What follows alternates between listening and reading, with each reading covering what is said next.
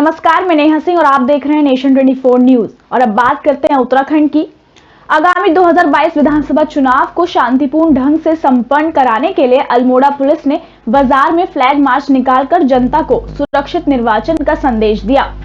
SSB के जवानों के साथ निकाले गए इस फ्लैग मार्च में पुलिस ने जनता से आचार संहिता का पालन करने की अपील की। एसएसपी डॉक्टर मंजुनाथ टीसी ने लोगों से चुनाव के दौरान शांति भंग न करने और आचार संहिता का पालन करने की अपील की। एसएसपी ने बताया कि जनपद में एसएसबी बीएसी की बटालियनों को तैनात किया गया है, जो जिले भर में निगरानी रखेंगे।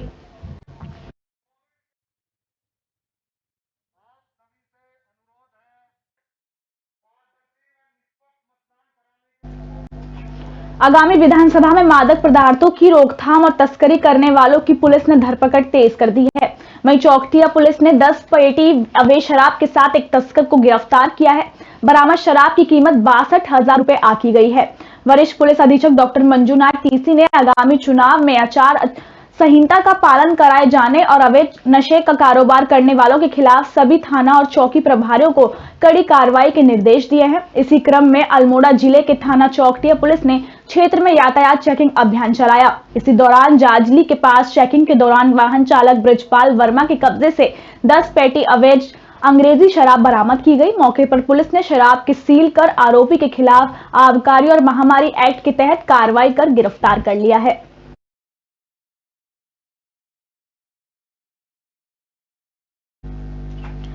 दिल्ली सरकार के डिप्टी सीएम और आप नेता मनीष सिसोदिया ने जवाहरनगर में डोर टू डोर जनसंपर्क कर किच्छा से आम आदमी पार्टी प्रत्याशी कुलवंत सिंह के लिए वोट मांगे। डिप्टी सीएम सिसोदिया ने कहा कि उत्तराखंड की जनता बदलाव चाहती है, इसलिए लोगों से घर घर जाकर उत्तराखंड के नौजवानों को रोजगार, 300 यूनिट तक मुफ्त बिजली और महिलाओं को 1,000 रुपए प्रोत्साहन राशि के साथ बेरोजगारों को 5,000 रुपए भत्ता लिए आम आदमी पार्टी के पक्ष में मतदान करने की अपील की। स्वतंत्रता सेनानी गांव जवाहरनगर में लोगों ने आप प्रत्याशी कुलवंत सिंह और डिप्टी सीएम मनीष सिसोदिया का जगह जगह पर स्वागत किया।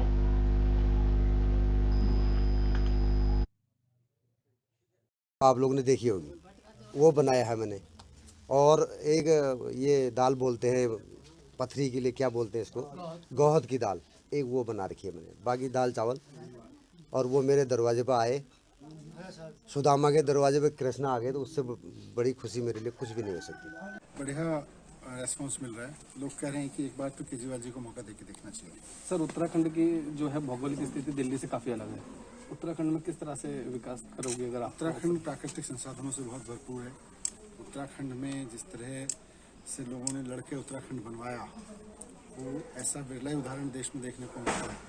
वैसे में लोगों को सपोर्ट करने के लिए राजनीति को आगे आना चाहिए। शहर के परासिया मार्ग स्थित आसाराम गुरुकुल के रसोई में बॉयलर फटने से 4 लोग घायल और एक व्यक्ति की मौत बताई जा रही है। पुलिस मौके पर पहुंची और घायलों को अस्पताल में भर्ती कराया गया है।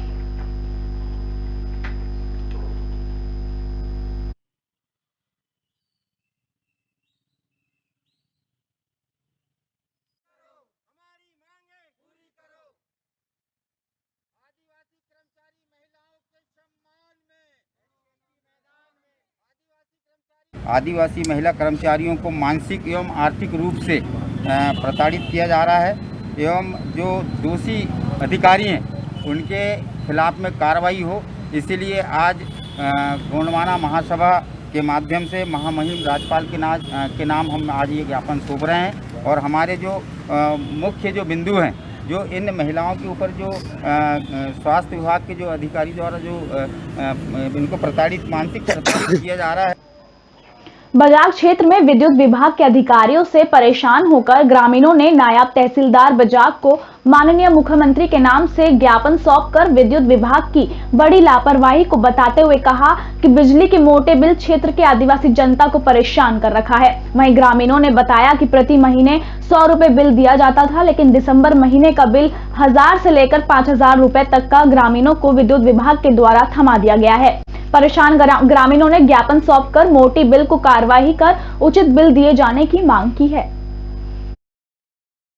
हम लोग आज ब्लॉक कांग्रेस कमेटी के तत्वाधान में यहाँ पर आए हुए थे, क्योंकि माननीय कमलनाथ जी की सरकार में 100 यूनिट तक 100 रुपये बिजली का बिल आता था। इस बार दिसंबर माह का जो बिल विभाग के द्वारा दिया गया है वो 1000 रुपये से लेकर 10,000 रुपये तक उपभोक्ताओं का बिजली का बिल आया हुआ है। अब ऐसे में जब गरीब किसान के पास काम नहीं है, रोजगार नहीं है, धंधा नहीं है, बारिश से अलग किसान परेशान है। तो बिल 100 रुपये में आता था महीना, हर महीना। ठीक है, इस महीने 3500 आ गया अचानक। तो क्या ने इस संबंध में क्या विभागीय अधिकारी या विद्युत विभाग के कोई कर्मचारी से बात नहीं की? बात किया, बोल रहे हैं कि आगे से आ रहा है बिल, हम क्या करें। नरसिंहपुर जिला भी कोरोना के संक्रमण की चपेट में आता जा रहा है और धीरे धीरे कोरोना अपने पैर पसारने लगा है।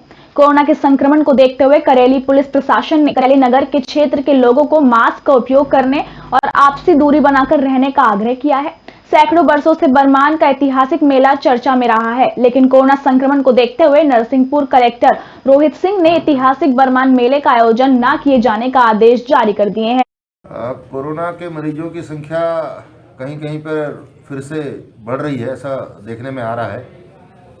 अभी हमारे यहाँ कोई ज़्यादा बड़ी समस्या नहीं है, लेकिन ये हम सारी जनता से, प्रशासन की तरफ से, पुलिस की तरफ से अपील जारी हो रही है कि जनता इस बारे में खुद जागरूक हो, अधिक से अधिक लोग मास्क लगाएं, सोशल डिस्टेंसिंग का पालन करें और जहां आवश्यक न हो वहां न जाएं।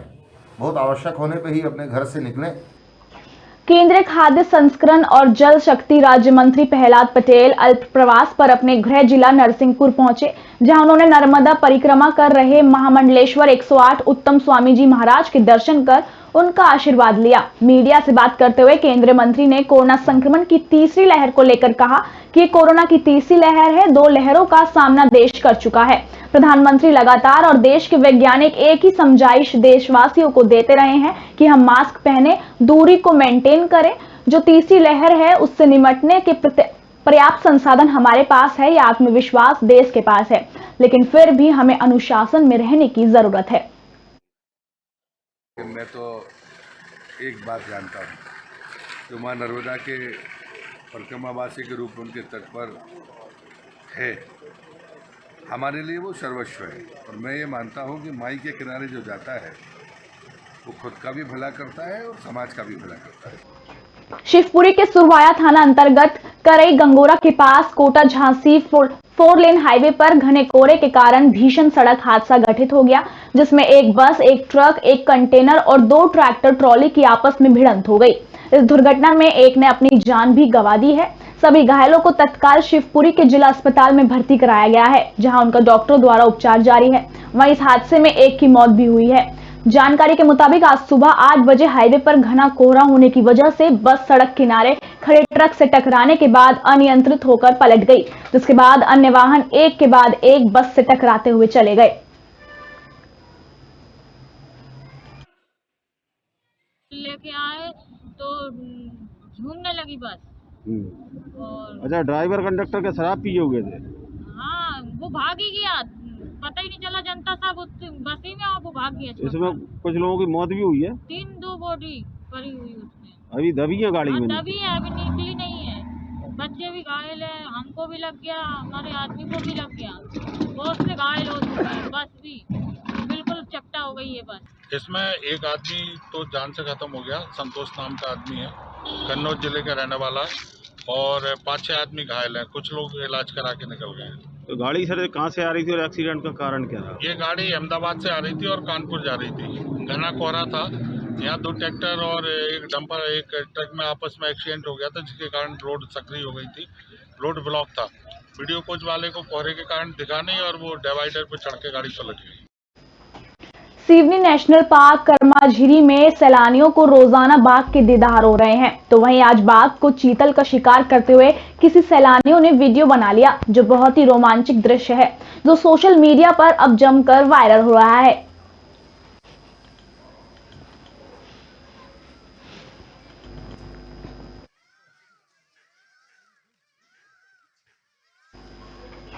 विदिशा शहर और जिले भर में उचित मूल्य की दुकानों और सोसाइटी ऊपर केंद्र और प्रदेश सरकार की योजनाओं के अंतर्गत राशन वितरण की प्रक्रिया में लोगों को हो रही परेशानी के बारे में प्रदेश के खाद्य मंत्री अरविंद भदौरिया को अवगत कराया गया, जिस पर खाद्य मंत्री ने कलेक्टर से बात करके इन व्यवस्था में सुधार लाने के बारे में कहा। कई बार उचित मूल्य की दुकानों में खाद्यान्न मौजूद होने के बाद भी वितरित नहीं किया जाता या कम वितरित किया जाता है। इस पर भी उन्होंने जल्द कार्रवाई करने के निर्देश दिए हैं। आपके द्वारा मुझे जानकारी मिली है, मैं कलेक्टर भार्गव यहाँ पे उनको बातचीत अभी करता हूँ। अभी जस्ट गाड़ी में बैठ के अध्यक्ष जी हमारे साथ में विधायक जी हैं, अभी बात करूँगा। उनको निर्देशित कर देता हूँ कोरोना काल में अगर आवश्यकता अनुसार जरूरत पड़े कंट्रोलर के और ज़्यादा जगह से उचित मूल्य की दुकानों पर वितरण सामग्री ठीक से समय पर मिल जाए, इसके लिए मैं अभी उनको निर्देशित करता हूँ, बात भी कर लेता हूँ, एक बार समझ लेता हूँ। 14 जनवरी को देश भर में मकर संक्रांति की धूम रही है। इंदौर के तिलक नगर स्थित बंसधरा अपार्टमेंट में भी कांग्रेस के उपाध्यक्ष जिनेश झांझरी और प्रदेश महासचिव कपिल सिसोदिया द्वारा छोटे बच्चों के साथ साथ आम जनता को पतंग का वितरण किया गया। इस अवसर पर बड़ी संख्या में क्षेत्र रहवासी मौजूद रहे।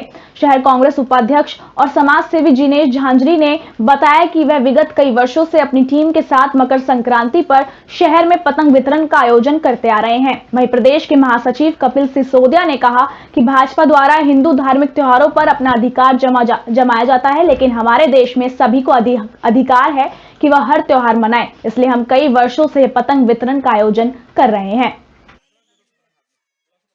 देखिए, सबसे पहले तो हिंदुओं का एक बड़ा त्यौहार है मकर संक्रांति, और जिस प्रकार से बीजेपी चाहती थी कि सारे हिंदू त्यौहार हमारे हों, तो ये संभव नहीं है।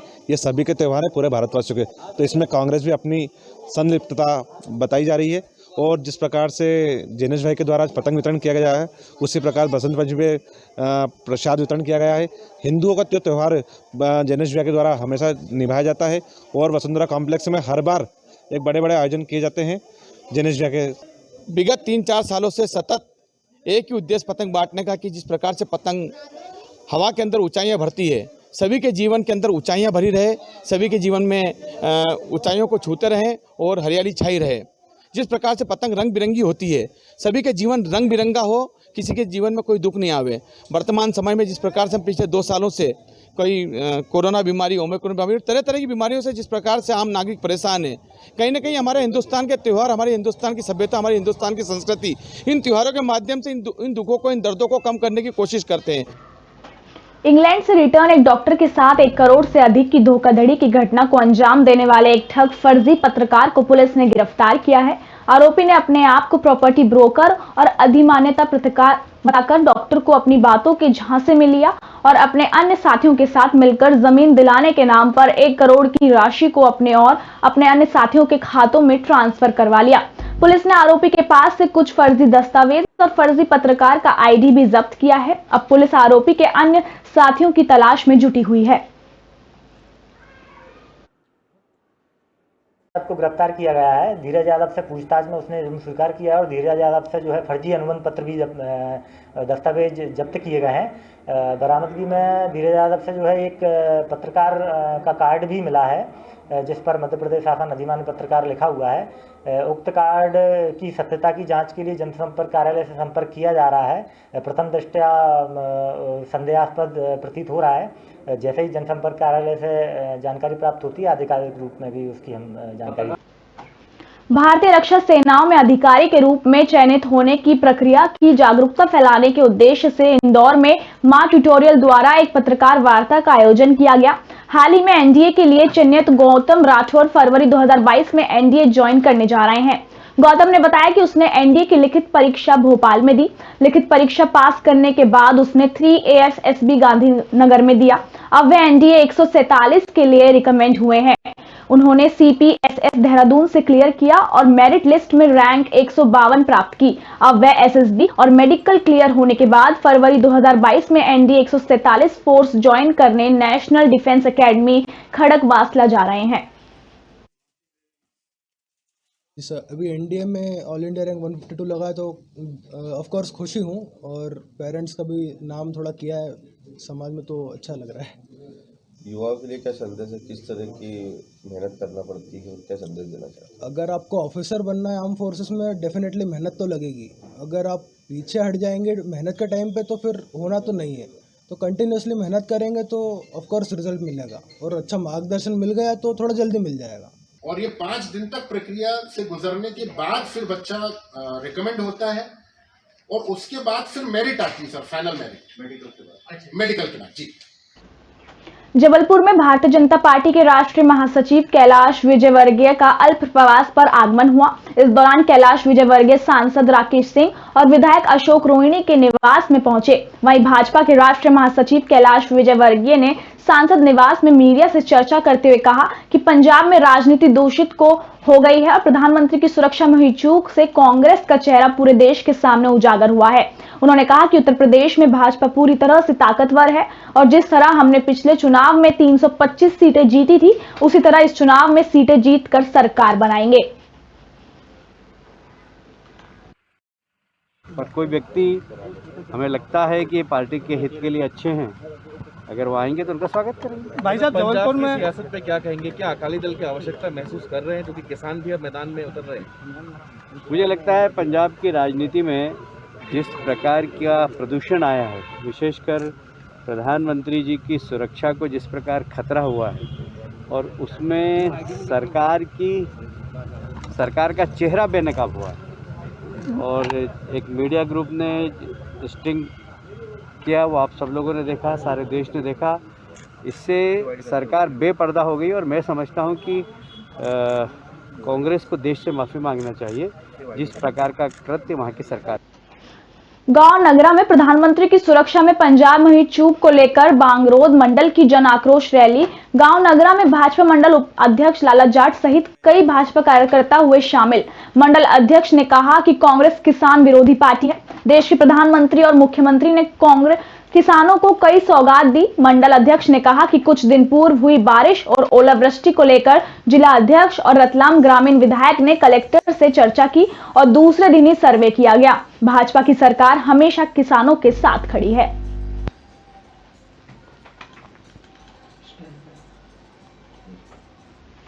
बलरामपुर संयुक्त जिला कार्यालय भवन में प्रत्येक मंगलवार को 11 बजे से कलेक्टर जन दर्शन का आयोजन किया जाता है। जिले में बढ़ते कोविड संक्रमण की रोकथाम के लिए संभावित उपाय अमल में लाया जाना आवश्यक है। कलेक्टर जन दर्शन के आयोजन से भीड़ बढ़ने से संक्रमण की संभावना होगी, इसलिए आगामी आदेश तक के लिए कलेक्टर जन दर्शन को स्थगित करने का निर्णय लिया गया है। साथ ही जनहित के दृष्टिगत आमजन की समस्याओं के निराकरण हेतु वे अपना आवेदन जिला कार्यालय के स्टेनो टाइपिस्ट अफजल अंसारी के व्हाट्सएप पर उक्त दिवस को भेज सकते हैं।